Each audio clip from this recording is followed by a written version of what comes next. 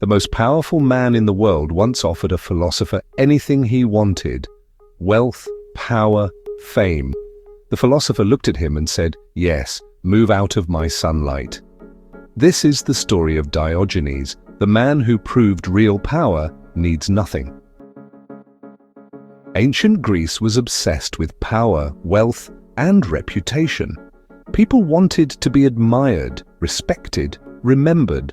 Philosophers debated virtue in elegant buildings, while Diogenes watched them from the streets, and he thought they were all lying to themselves. Diogenes believed that most human suffering comes from artificial desires: money, status, social approval. So he removed them from his life entirely.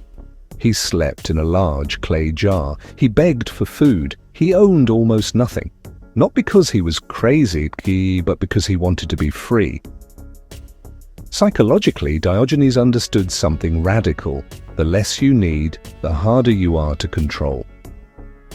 One day, Diogenes walked through the city in broad daylight holding a lamp.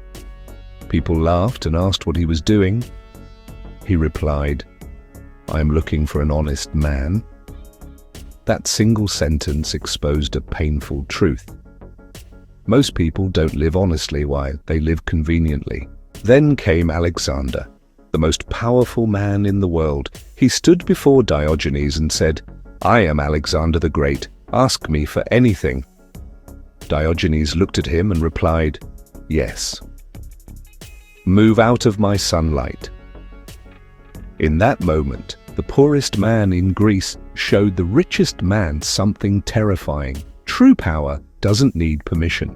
Diogenes understood human behavior better than most psychologists today. People fear rejection, poverty, being different, so they trade freedom for comfort.